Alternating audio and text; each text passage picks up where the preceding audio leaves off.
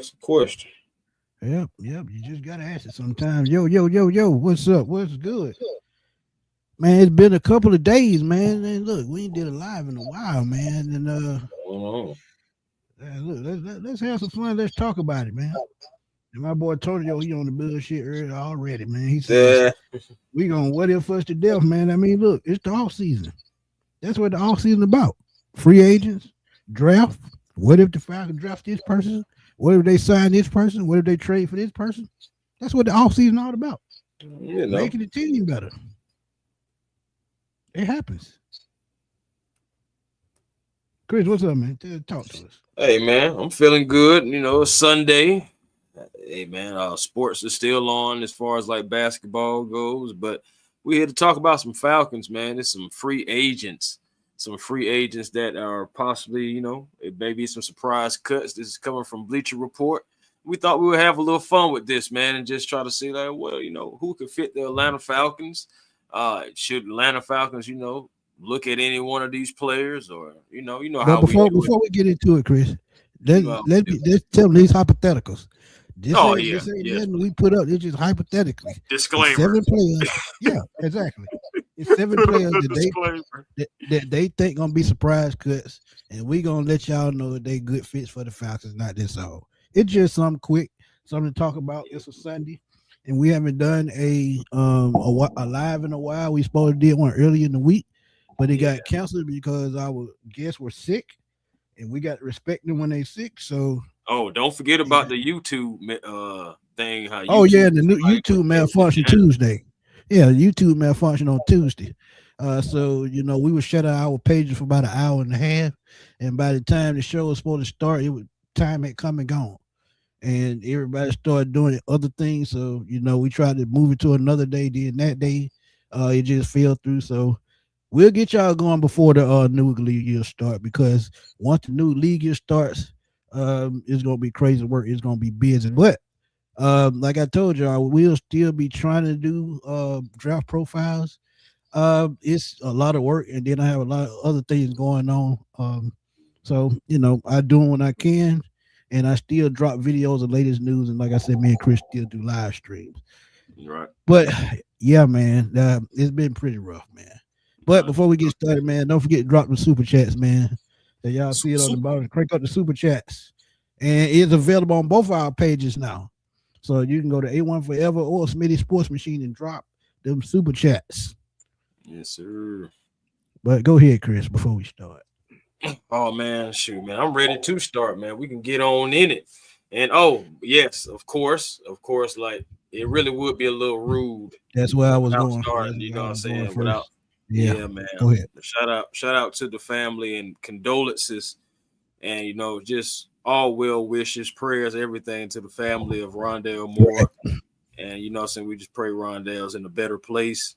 And it's sad, man. I hate it because we never got a chance to see that speedster out there on the field.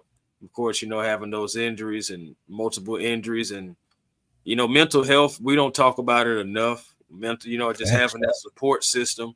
You gotta have that support system around you, because life is beautiful. I understand we have to overcome things, and you gotta understand some people, they've been living their whole lives and training their whole lives to be at certain moments of their life, like Rondale and being in the NFL.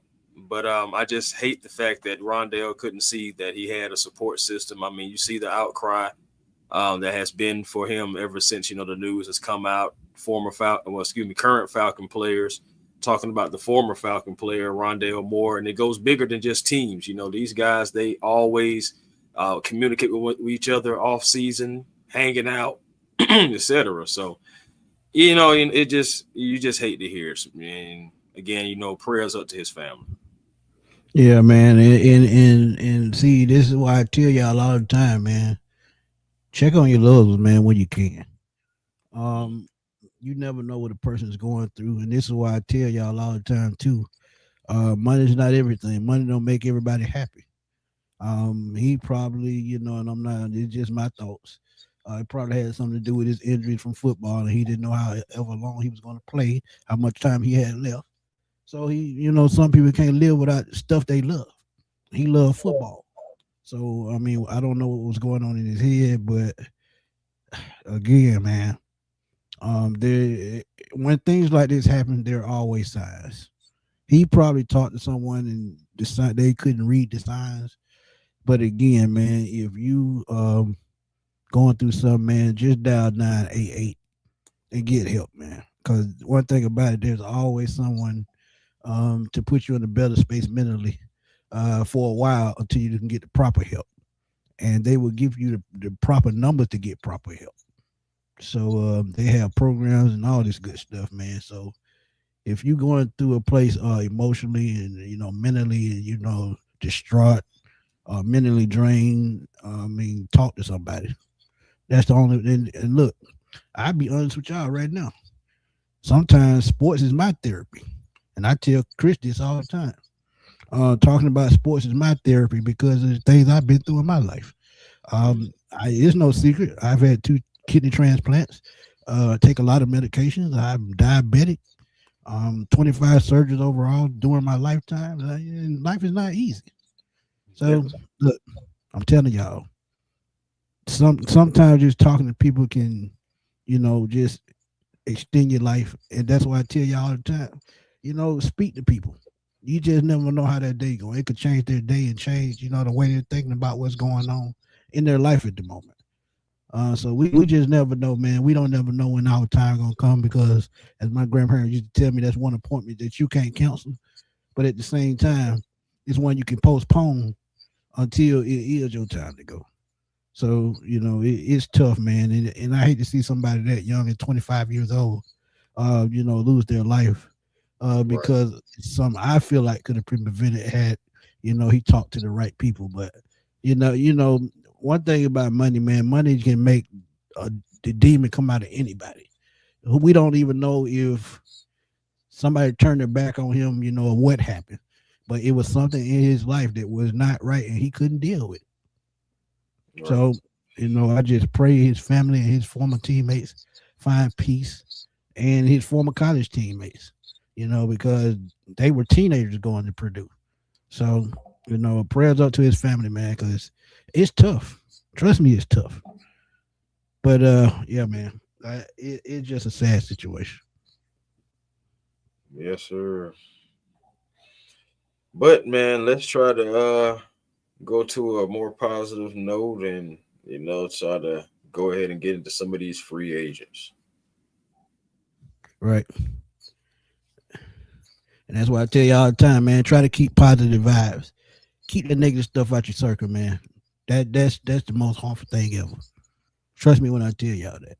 But predicting Bleacher Report is predicting the NFL's most shocking cuts of 2026 offseason. And we talk about this every year. And I think it was last year. Yeah, last year. Chris threw out a hell of a one that, we thought was going to happen. He did get injured. And he did not play. But Chris threw out Troy Anderson for the Falcons last year. And I actually agreed with it. And it was one of my better shorts last year. So, look. It's crazy. He didn't get cut, but you would think so because he never played. Right. So it really didn't matter. But shout out to Tonio, man. Tonio said we're going to what if through the death. But hey, it's the off season. We got to have something to talk about. We got to have fun, man. This article is just 2 days old, so it's still practically fresh. But it says cut season upon the NFL, and the first one is TJ Arkansas, the Vikings. It's no surprise. Minnesota is a small rebuild, and they trying to cut contracts. And they said the financial fallout is his $21.4 million. Jesus Christ. Cap hit his highest at the tight end position. So that's why I'm saying Kyle Pitts might be 20 this offseason. The Vikings are in a bad cap situation, but can't immediately save nearly $9 million parting ways with Hockenson. And they're going to do it. And because they're paying Justin Jefferson huge bucks, they may decide to move on from either Hockenson or Jordan Addison. Ooh, Jordan Addison would be a nice addition. I got him as a Calvin Ridley type receiver. Yeah, nice route runner. Oh, yeah, I would love it. They cut him. Oh, I would love to go out to Jordan Addison. But what you think, right? TJ, man, I wouldn't be surprised if TJ is cut either. I did not know that was his cap hit. $21 million. But you got to think about this. This is probably when he had signed that contract back when he was more so like the cream of the crop of the tight ends, saying like before even George Kittle was fully even established. So Right. but still, yeah, it's a bad situation. I think that they're going to have to cut him. Honestly, do I see the Falcons bringing him in?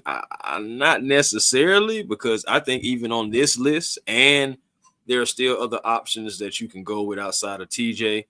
Honestly, I think I would even go the route of getting Kyle Pitts back here in an Atlanta uniform before I even think about TJ Hockenson. But that's just me. I think TJ is even if Hockenson come at a cheaper price. See, the thing about it is sometimes cheaper isn't always better.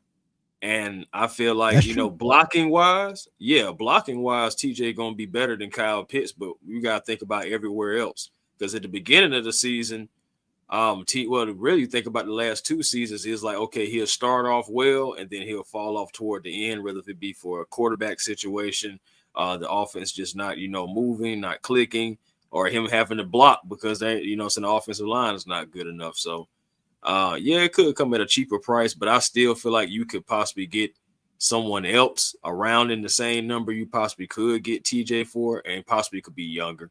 I feel like there are other options out there. Agreed. 100%. Let's go to the next one, man. We looking at Cole Kmet, and this is one a lot of a lot of y'all dropped in my comment box about could he come along with Ian Cunningham. Absolutely think it's possible. But let's see. They say the reality check is rookie sensation Colston Loveland emerged as maybe the most reliable and efficient pass catcher on the Bears roster last year, and that's a rookie. While Kmet caught just 30 passes, right? 30 passes for 347 yards and scored only twice.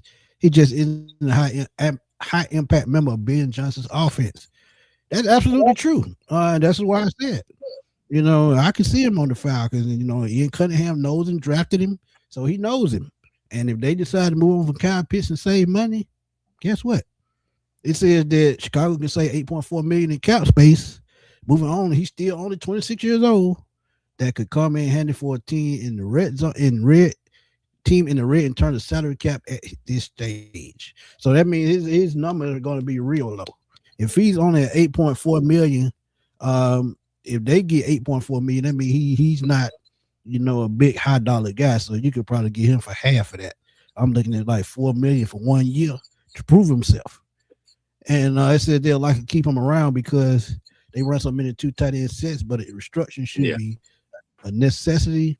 They could also consider a day 2 type pick on a guy who could compete for that second tight end role. And there's a lot of tight ends in this draft. And I told y'all, tight ends in this draft, they can come in and do what even Kyle Pitts did. So, that would be crazy. But tell me what you think right quick. I mean, to be honest, that again, I just really set it up. This is a younger option. He is not going to be a focal point in Ben Johnson's offense moving forward. I'm just saying they've seen too much out of Loveland. And honestly, the kid is a baller. So I don't think it was just, with luck or anything like that. I think, honestly, that guy can play football. And not saying that Kmet can't. It's just there are limitations. And Kmet could be on the way out. And they could keep him, but he could be on the way out because of Ian Cunningham and that relationship. Ian could say, hey, you can come to Atlanta and possibly have a bigger role, especially if they move on from Kyle Pitts. You're going to need a tight end if you don't bring in Kyle Pitts, right, or if you tag him and trade him. You're still going to need a tight end, so you could go the Cole Kmet route, and he would be the number 1 tight end here, and you still possibly can keep Charlie Warner. Not sure if the Falcons are going to try to cut him or not. I still want to keep Charlie around, but maybe if you do cut him, you can bring him back in a cheaper deal too. But about Cole Kmet, I think that you still will have a blocking tight end who also can get out and catch some passes and would be definitely cheaper than Kyle Pitts. And not only cheaper than Kyle Pitts, but you possibly can still get at least maybe 500 yards, 600 yards of production, and it still be at least moving the chain. So, it's still another option. Absolutely. Think about this too, Chris. We talk about Kyle Pitts size. Cole Kmet is exactly 6'6", 257. Mm-hmm. They're actually the same size. Pitts is just a little bit more athletic than he is, but you got to remember he was also a second round pick in 2020. So he's just been around for a while. So you're getting a veteran, and he has 288 career catches, 2,939 yards, and 21 touchdowns. So he's put up some decent numbers for his position. So I would absolutely have no problem with bringing him in. Absolutely not. But I mean, numbers they don't tell the whole story because, like I said, he's even a better blocker than Kyle Pitts. So, I mean, if you move on from Kyle Pitts, that's fine, which I hope they don't. But Cole Kmet would be a nice replacement. Right. But let's go to the next one, man.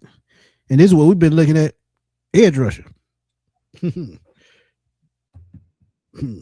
Picture that, Rashan Gary. Now this would be unbelievable if this happened because they already lost. Well, they did get Michael Parsons in. They lost Kenny Clark, but they still need edge rushers, and they could go in the first round and go get another edge rusher. Who knows? To get off this contract. But they said Michael Parsons is the guy in Green Bay, and assuming he recovers from an ACL, which he will, the team could opt to give more supporting snaps on the edge to Kingsley Ngabare. And I remember him coming out of South Carolina. And Lucas Van Ness coming out of Iowa. Gary is coming out back-to-back med 7.5 campaigns. But in an Atlanta Falcons uniform, that 7.5 means a lot. I'm about to say, they spread it out sacks last year. Yeah, so, I mean, look, if you got a nice system already with edge rush and you bring in a guy like a Rashan Gary, it's pretty amazing. Think about it. It says that he's still only 28 years old. Oh, 28 million next year or this year. And the Falcons have very limited cap space flexibility. Can save $11 million by releasing him. And the bottom line is Gary is no longer top priority and could be released if the team can't work out a favorable trade or a restructure. Woo, boy. Man, listen. And 28 years old, makes $28 million. Right. Jeez. Like you said, back-to-back 7.5 sacks. But, I mean, you think about it, in the last 3 seasons, he still had 7.5, and he still had 9. So to really call it meh, considering the fact that he had 9 and his career high is 9.5, that was back in 2021. Regardless, Rashan has been productive for them. It's just like they said, they got Michael Parsons. Who are you going to pay, Gary or Parsons? Parsons, of course. So it's like, he's 28, do 28 million. They're probably not going to pay him that. Say that $11 million. He could be going other places, and the Falcons could be in the need, most likely, for an edge rusher or somebody that's going to be able to get after it on the defensive line. And Rashan Gary, he can probably come in here, already a veteran. He already have Jeff Ulbrich, and you have Nate Ollie. And I believe in those two guys together to be able to get the defensive line, together. So I would take a look at it if they do cut him. I would take a look at it. Let's see what's the asking price, because again, he was due $28 million in 2026. So I want to be realistic and being questionable about what's your asking price, because we're not giving you that. So it's like, well, what will you play for? I think he would get $15 million from the Packers at least. So it would probably be the 10 to 12 million range to get back towards that 28. And that's pretty fair for him. But if you think about how he fits in Atlanta, he's a 3-4 outside linebacker, or he can play a 4-3 in. But I think he's more effective as a stand-up guy. But depending on the price, I would take those 7.5 sacks. But look, in the system where I feel like the Falcons got strong up front, I think he can get that double digit again. I don't think he had it in a couple, 3-4 years. He can get back to that double digit number. So, I mean, we'll see. But Kendrick, what's up, my guy? Gary? Yeah. You're talking about Gary? Did his he have a career high is 9.5. Okay, so he missed 10. Okay. So but yeah, I get it. I still take 9.5 sacks. I mean, I ain't gonna lie. For the right price, I would still take that production. You throw it right there on the offensive line. I mean, a defensive line, and you add it to what you have, and see if he can get See if he can get another 7.5. Shoot. I'd do it for the right Facts. price. I'd Yeah, do it. but look, I mean, if just like last year, we had about what 3 to 4 players with more five and a half or more sacks. So 57 as a team, and you add in a veteran like this who knows how to get to the quarterback with a bunch of young guys, it's a no-brainer for me. And I just think it would be a good move, like Chris said, depending on the price. Moody, what's up, my guy? What's good? Okay, so this list has Doug two Morrison guys said, "What's that were. good, fellas? It's been a minute." Yes, it has. It Go ahead. You has, got it. man.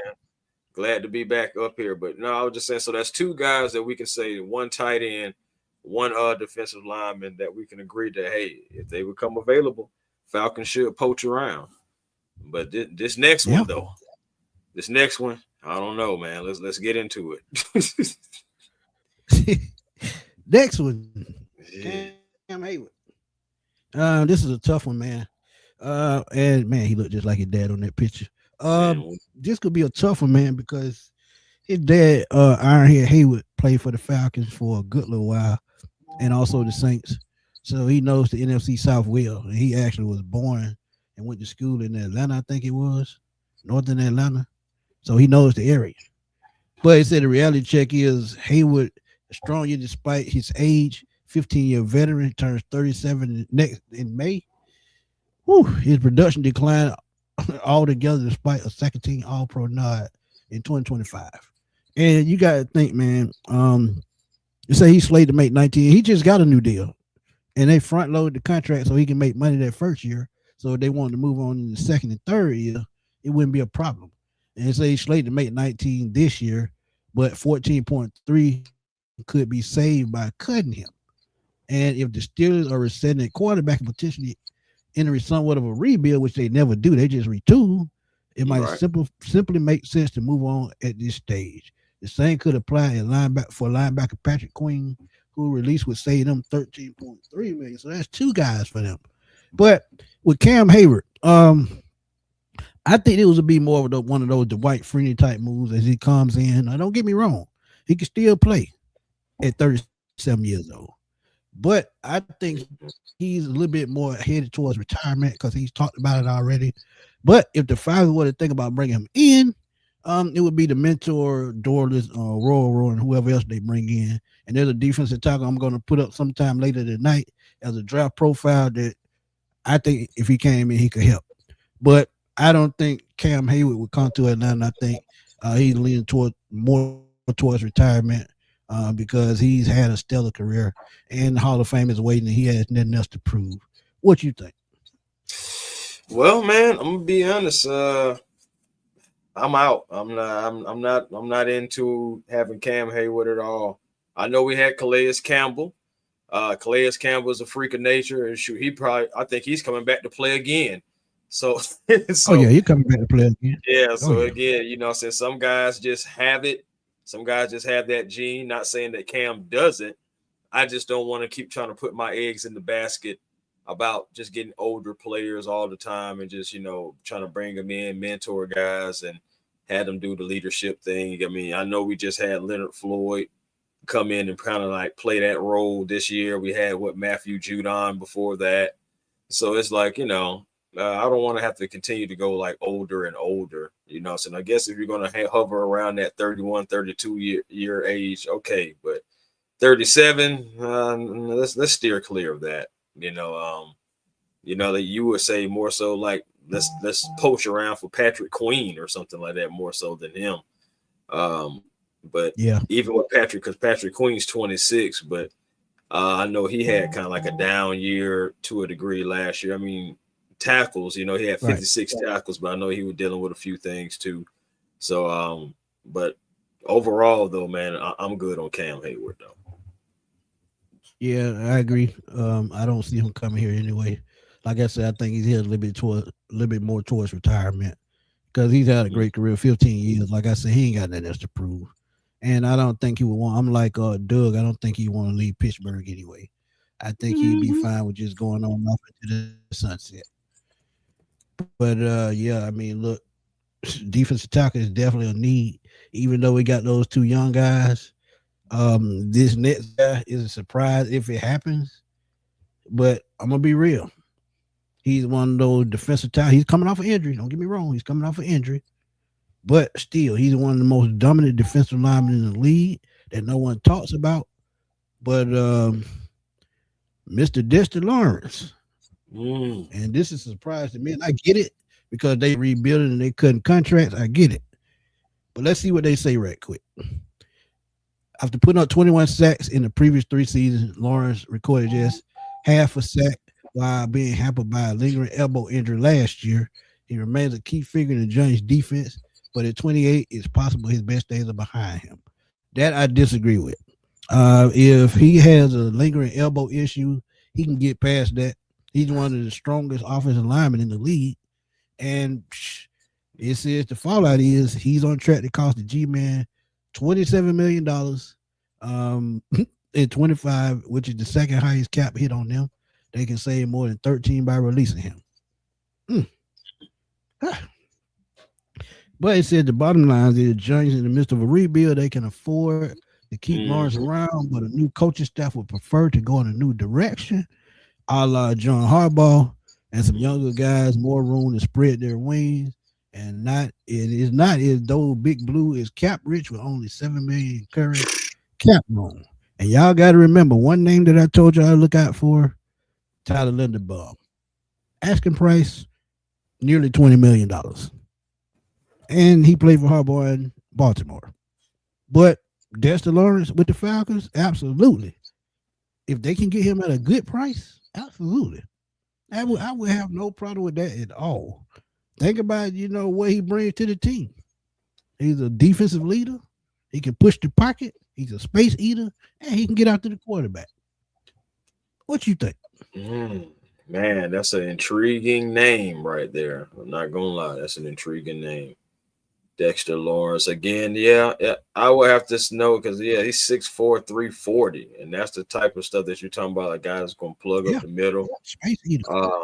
Yeah, man, gonna plug up the middle. Now I know he had that lingering injury. He did play. The thing about it is he still pushed through.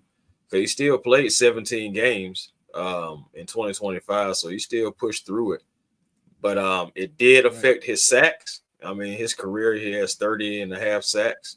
So he's not like a high sack leader, a sack getting type of a guy. But when we're talking about making tackles and just being a space eater, that's what, so Dexter Lawrence is. So it would be interesting, man. That's another guy that you have to look at like, okay, so what's your asking price? What could it be? Because he was a first round draft pick, 17th overall in the 2019 NFL draft, coming out of Clemson. But how much does he have left, Smitty? I mean, that's going to be the biggest question. And what's the asking price? At 28, he has a lot left. I mean, I believe it. I wonder what that elbow gonna do, man. What about the Bobo? But he's getting the best help money can buy. Trust me, he's been preparing for this. Trust me, don't get me wrong. Will he get another $27 million contract? I don't think. Heck no. But he's gonna at least going to anywhere from 15 to 18 million a year, and that's very to me, that's a steal for a guy with that kind of ability. So you would give Dexter 18? Would you give Dexter 18? Absolutely. I'm gonna be real with you. Absolutely, I would. Because I know what I'm getting. And I know what I have in Dorless. I know what I have in Aurora. He's gonna mentor those guys while he's gonna dominate as well. And if you want to run a 3-4 or a 4-3, he can play nose tackle in either one of those schemes. So you know what you're getting in that play. When you have a play like that you know what you're getting and you know you're spending your money on it. I'm for it. I'm for it. Hey, Shane, what's up, my guy? I'm for it. I'm not saying you're wrong at all. I'm just asking a question on how you feel about Dexter. Again, I am more so because he is such a strong, powerful guy. I guess that's more so why I'm just worried about, is that elbow, some tightened up? Is it some cartilage or anything that may be in it? Like, I mean, my thing is he getting it looked at like that, or is he just getting treatment on it, like MRIs? What's going to happen with it? I think he's probably had surgery, Chris. I mean, they don't tell you everything. Either he's had surgery or he's getting the proper treatment to where he doesn't have to have surgery and it's going to heal just fine. I mean, we don't know. I mean, they're not Right. giving us any insight on how he's, dealt with the injury. They just tell him he was injured. And Well, sometimes, it sounds bad, but if you're getting the proper treatment where you don't have to have surgery, I mean, hey, I'm all for it. And like I said, they're in a rebuild, so they're just trying to save money.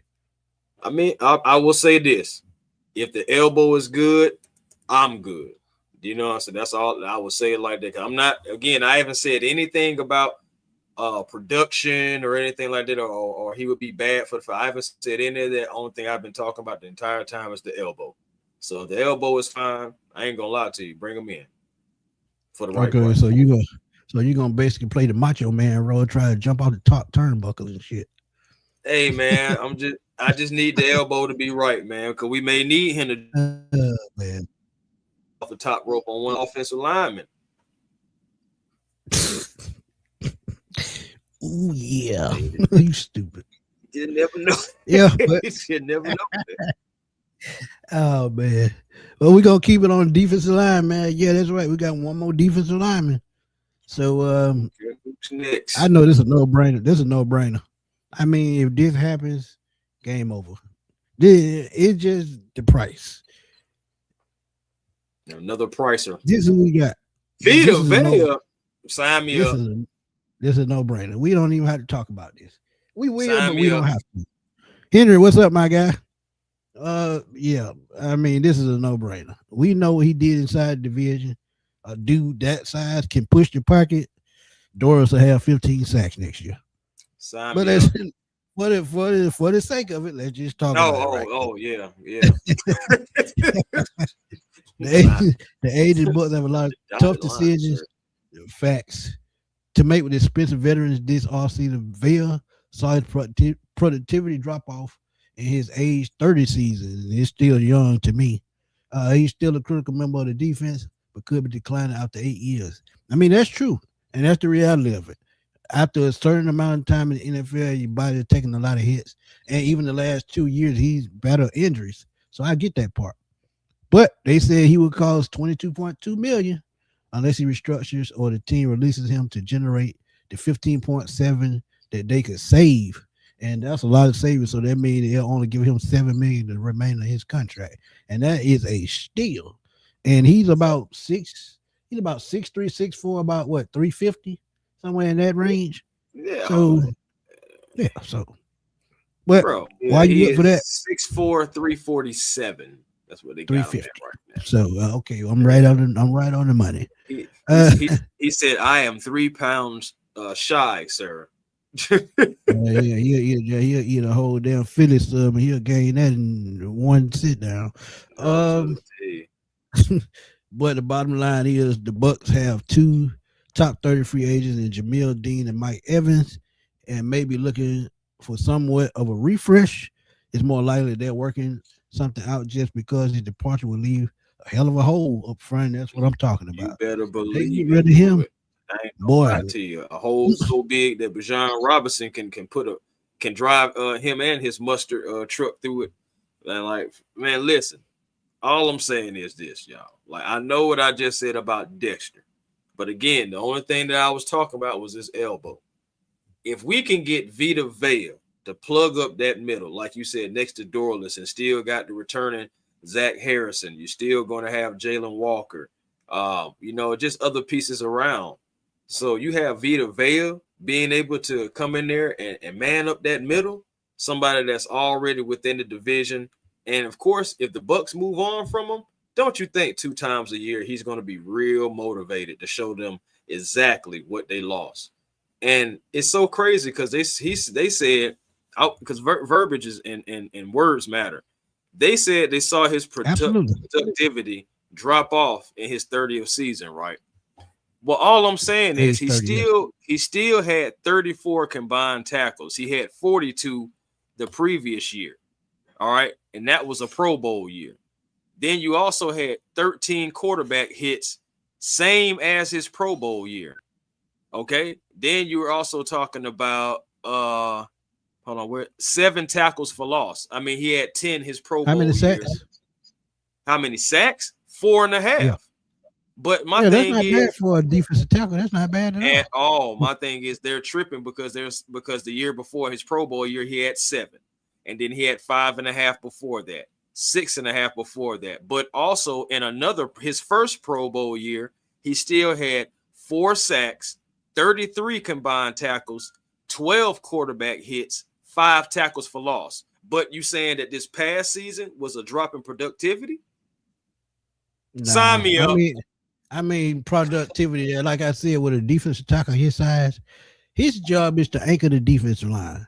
His job is to stop gaps. His job is to push the offensive lineman to the back of the quarterback where the ends can get to the quarterback. He's doing his job very well. Yeah, he's had a couple of injuries, but think about it. A guy this size, this is a Vince Wilfork type guy that I tell y'all all the time that the Falcons need. So, if I can get him for 10 to 15, sign me up. Twice on Sunday. Bro, if I give now how you just saying about now, I also factor in 2 years of youth in the Dexter Lawrence thing, so I will acknowledge that. Right. But yeah, if any when you was talking about giving Dexter 18, I think I would give Vita anywhere between 16 and 17 myself too. Because I know what I'm getting. I know he's going to plug up the middle. He's going to come to play every single down on every single Sunday, Thursday, whatever day we play. And he's going to open up space for others. He's going to limit the run game. Yes, I understand about possibly slowing down. I hear you, but I still believe that Vita still has a lot left in the tank. And one thing, sometimes you need a change of scenery. Sometimes you need a little fire under you.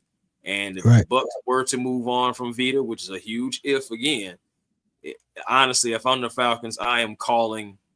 I'm talking about even when I hear about a rumor, I'm calling Vea. I'm calling Vea's agent and any representation that he has. Facts. And he's in the division, so he knows everybody and knows how to play everybody. Right. So you have an advantage in that itself. But King ATS and Mike Evans can come here.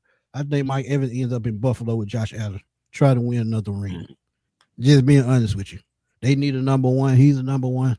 I don't think he's going to lead Tampa, but at this time, I don't really know. My boy James Conner, former Buccaneer, he even thinks Mike is going to lead. So I'm going to go with what he say, but it's to me, it's 70-30. 70 he goes, 30 he stays. I mean, and Kevin said Vita ain't going nowhere, but look, that's a good choice. They trying to rebuild. I mean, he might not. Yeah. But if he does, I wouldn't be surprised. Yeah, it might not as always that. Oh, let's see if Braylon Trice can play too. Henry, that's a great point.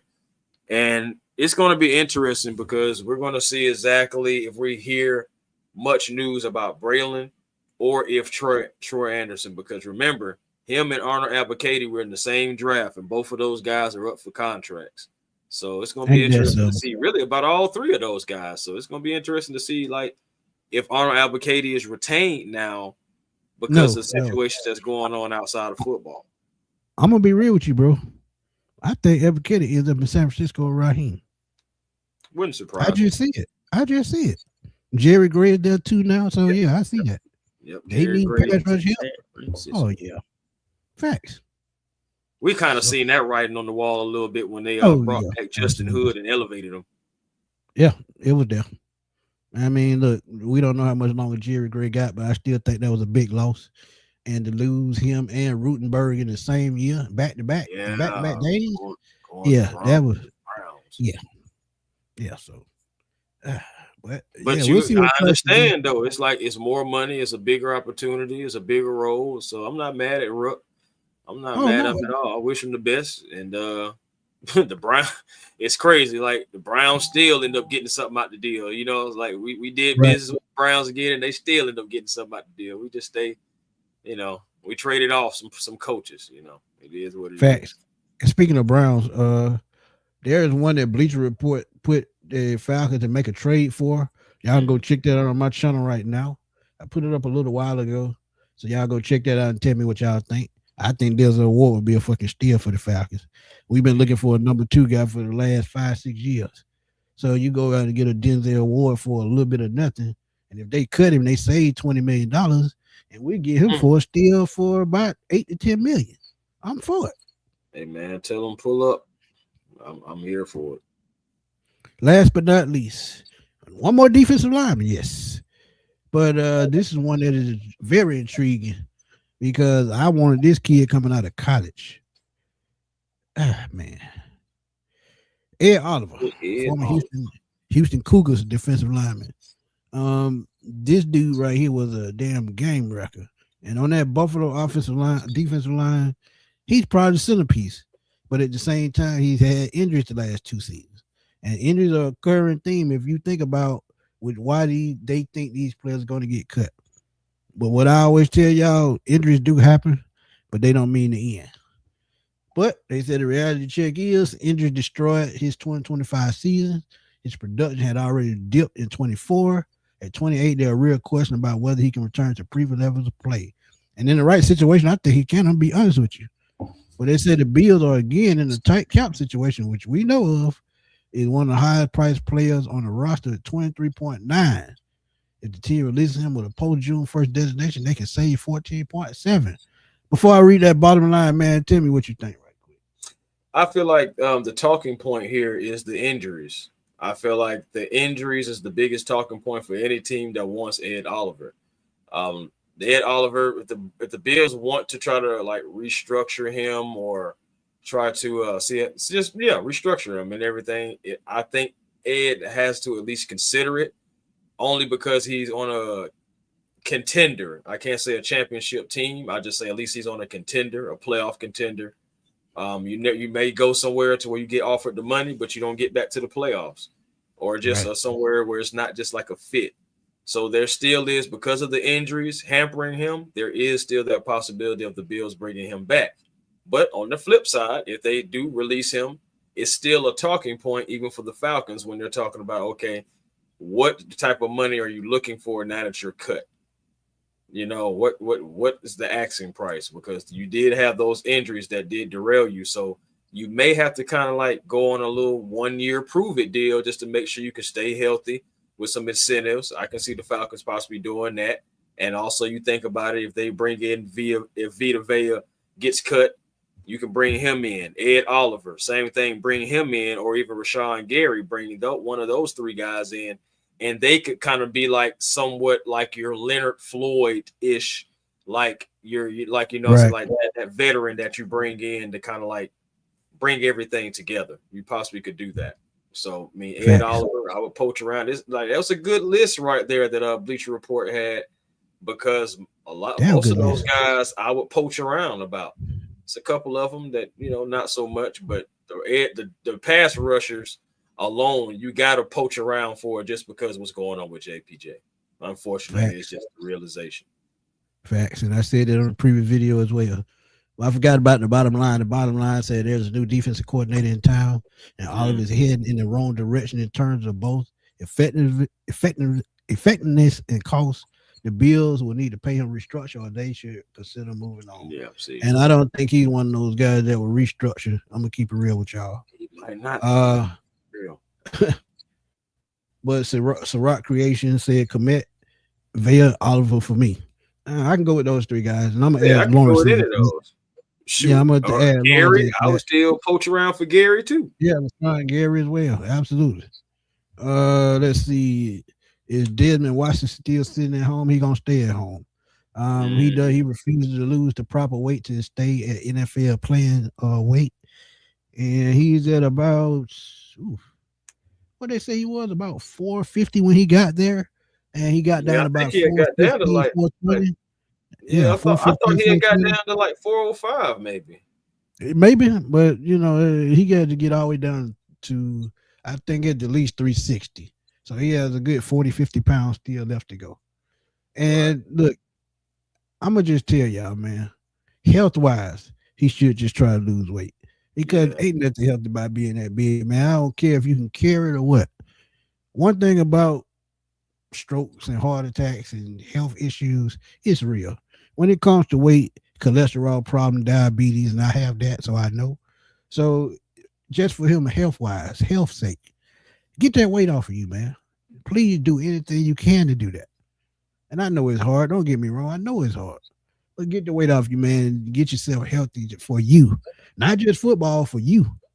And I just think he's ate his way out the league, man. Just like Eddie Lacy did almost a decade ago. Oh, wow. It happens. Forgot about Eddie Lacy. It seemed like he got bigger and bigger every year. Man, dude went from a double cheeseburger to a big Buford, a double big Buford. I mean, he got big. He ate himself out the league. Jay Black said, "What about Isaiah Likely for the Ravens? Is he available? He absolutely will probably be available. I don't see him going back to Baltimore. They made their decision with Mark Andrews, and that's mainly because of Lamar Jackson. That's his favorite target. So I kind of knew that was going to happen. Isaiah Likely is more athletic. He's faster. And if you move on from a Kyle Pitts, he's another one of those guys that can come in, give you probably 60, 70 catches, 800, 900 yards, and probably 7, 8 touchdowns. Yeah, he's one of those tight ends that I could see garnering big money on the market, because when you get into a bidding war for a guy like that, he's going to get every penny he deserves. And I'm going to tell y'all, he's a Sean Payton type guy. Sean Payton loved those old athletic tight ends. Remember Jimmy Graham? Oh, definitely remember Jimmy. Oh, yeah. So, I mean, look. Wherever the money goes. Plot twist. Sean Payton tries to get Kyle Pitts. I could see it. I mean, Kyle Pitts going to have a big market. That's why I say if they don't franchise tag him, he good as gone. Yeah. And I saw Arkansas say the Chiefs not interested in Pitts, but that's a lie. Could you I think they still holding on that Travis Kelce possibly coming back, right? Yeah, but look at what Rashee Rice just happened to Rashee Rice. You probably lose him again soon. I hope. Think about it. He is a good football. Bro, when you can't keep the wrong people off around you, things like that are gonna happen. Oh, wait a minute. Yeah, I think he just caught another charge, though, didn't he? Exactly. Dang, that's right. Yeah. Doug said Pitt says it's not about the money. I absolutely understand that. But at the same time, he need a guaranteed contract. Because after that franchise tag, then what? What if he gets hurt? He ain't got no insurance for those next couple of years. Even if you have a guaranteed contract for the same amount for the next 3 years for the same amount of money, just for peak sake, let's just say they say 16.3 million. 16 times 3 is 48, so that's a little bit over $48 million. If that's 16 a year, if he gets hurt on that franchise tag, that's it. But if he gets that contract, guess what? Those next 2 years guaranteed money. And see, this is why players hate franchise tags, because they know they're getting cheated at the end of the day. Anything happen to you, that's it. That's why. Right. That's why Trey Hendrickson didn't want to sign his franchise tag, remember? And then what ended up happening to him? Injured. Yep. It happens. And then he's what, 31, 32? So yeah. He's 31. Yeah. Well, about to be 32. So yeah. Exactly. Yeah. So this is why the players hate that franchise tag, and that's why they trying to, in the CBA, they always trying to find a way to get eliminated, because it really doesn't make sense. You trying to hold me against my will because you really don't want to pay me, but you still want my services for, I mean, the price ain't cheap, but for not guaranteeing my future and my safety, basically. So, I mean, hey, it happens. But we had 49 minutes. Y'all got any more questions? Drop a couple out there. We can answer, and then we gonna roll. Yeah. I mean, look, I like this list. I like this list, man. Yeah, man. Also, it was another way to, get back into the saddle.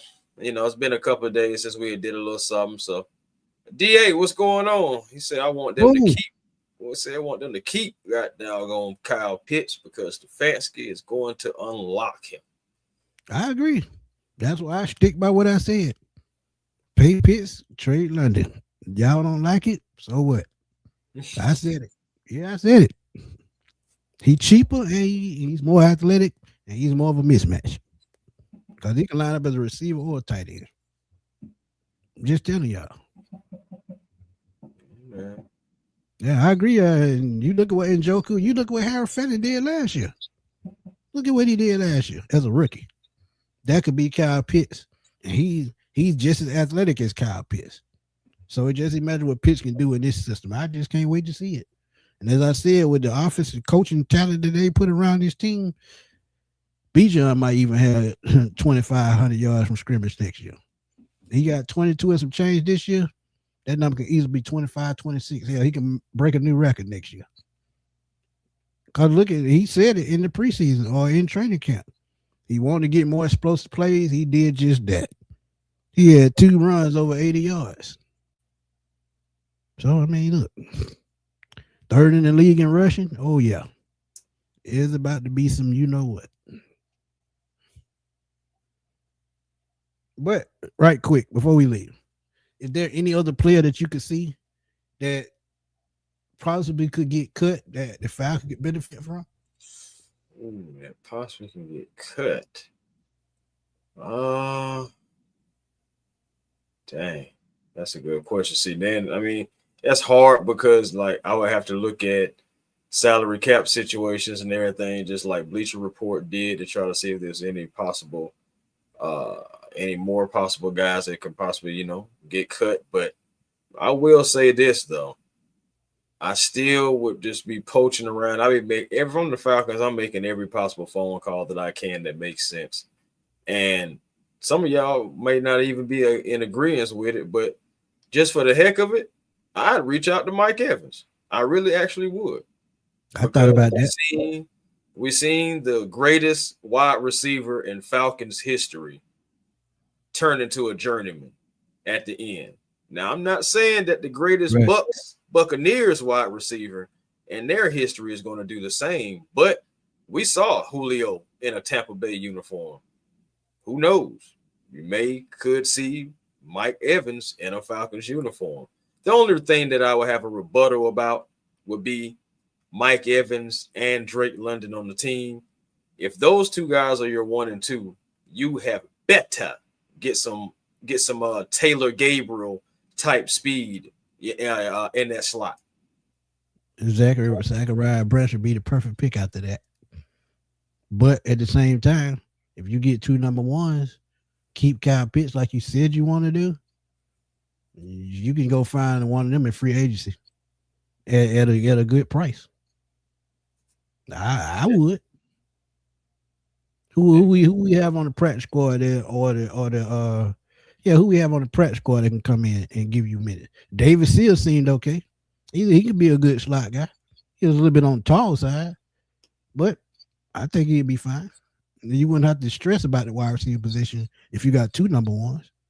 You just have to find somebody to come in and get in some breaks every now and then.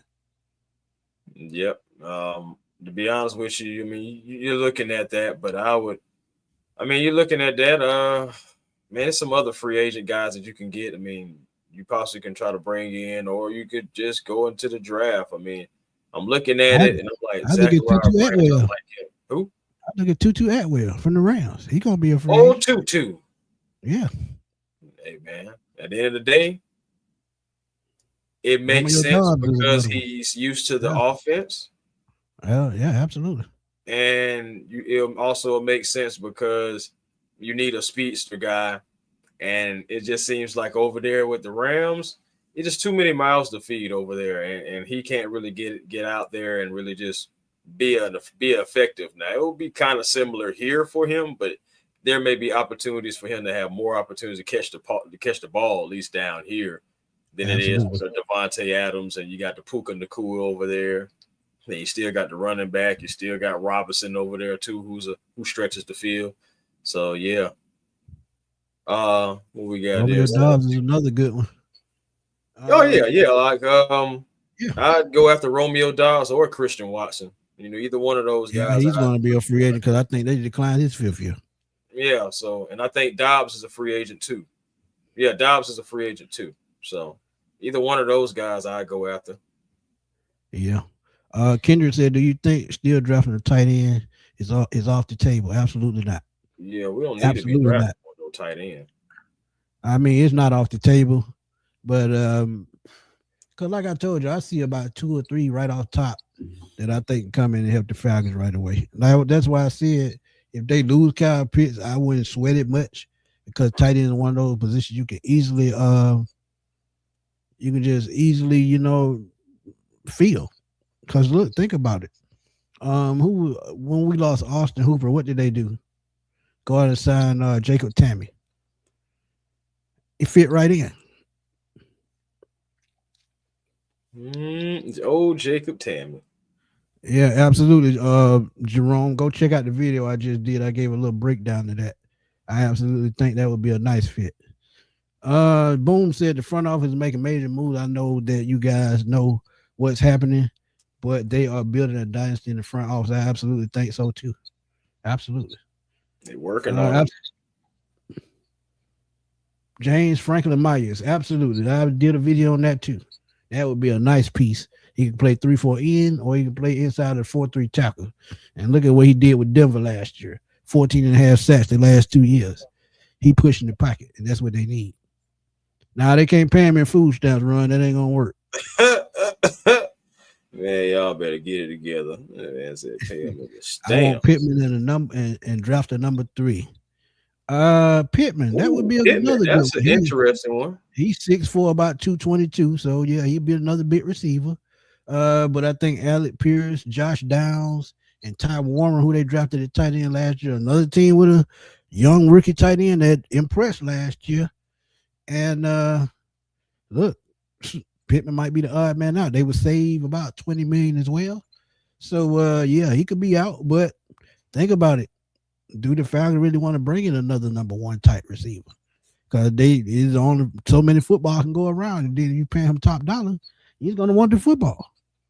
So that's the downfall of it all. You bring in another number 1, then who you distributing the ball to? And you got the fact to be on that because he catches and runs. So that's a tough one. But I absolutely would think about Mike Evans or Pittman. And I did a video on both of those guys. So y'all go check it out and let me know what y'all think on that. Oh man, old Pittman. Pittman's a good receiver too, man. That'll be interesting. I just think he got a raw deal, man. When you somebody drafted you to be that guy, and then they don't build right around you. Because let's be real, Anthony Richardson is headed to be a bust just because he didn't have a proper coach to develop him. And then from what I'm reading and hearing, Justin Fields finna transform into becoming a running back.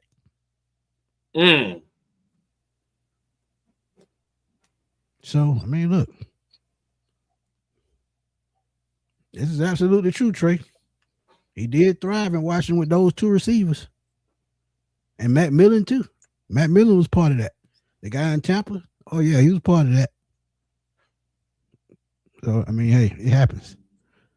But another great pop-up show, man.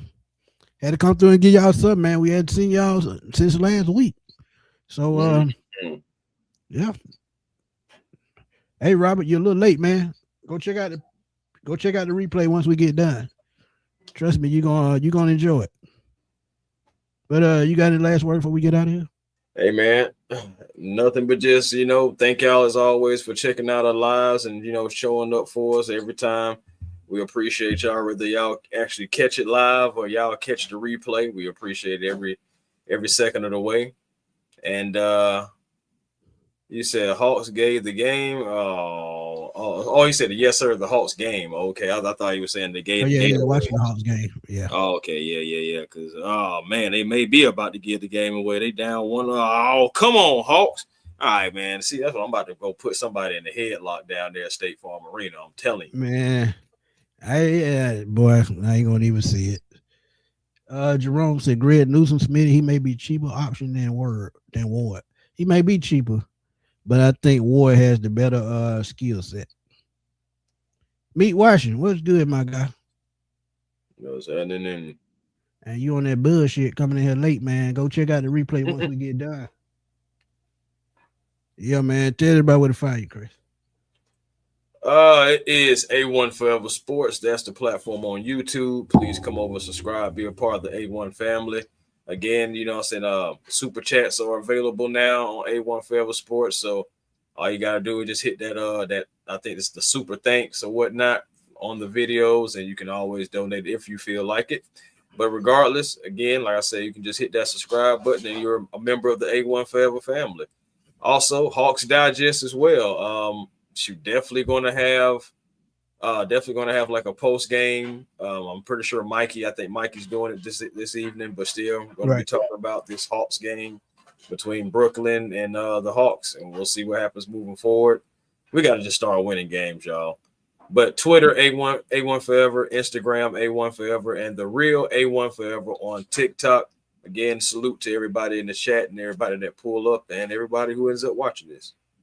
Facts. Y'all know where to catch me, man. Smitty Sports Machine right here on YouTube, man. I always dropping latest, greatest news, debates, trades, headlines, anything you can name, I'm there. Check out my last two videos. Well, just one of them, really. The other one was a tribute video to Rondale Moore. But check out the latest one I just dropped about Denzel Ward. Bleacher Report predicts them. They think the Falcons should trade for him. And you will see the trade package on the video. I think it's a fair trade, but y'all might think otherwise, but he's a top-notch player. But, catch me on Twitter, also at FatBoySlim_21. I'm always over there blowing anything up because that's what I do. But, look, Nathan, we don't know when the next live. We just, we see anything, we come up, we just pop up. But keep your notifications on. So every time you keep your notifications on, you'll know when we go live. Steve, right quick before we leave, he said draft Hayes King, 6'3", runs 4.5. He's a durable and a baller and would be an excellent, affordable backup quarterback. He is a baller. We need those type players. Absolutely, I agree with that. But we'll see. But one guy that I think would be also a good fit, Drew Aller, quarterback, Penn State. Did a profile on that for my boy C.M. Brooks. So go check that out if you can. But Nathan, we'll just pop up, keep your notifications on when we go live, man. If not, just catch the replay. But we always appreciate you coming through, Nathan. Truly appreciate all of y'all in the chat for coming through. If you just tuning in, please go catch the replay. It's going to drop as soon as we get done here. And until next time, my boy Chris, Tip Moore, Antoine Smith signing off. We'll holler at y'all soon, man. Peace.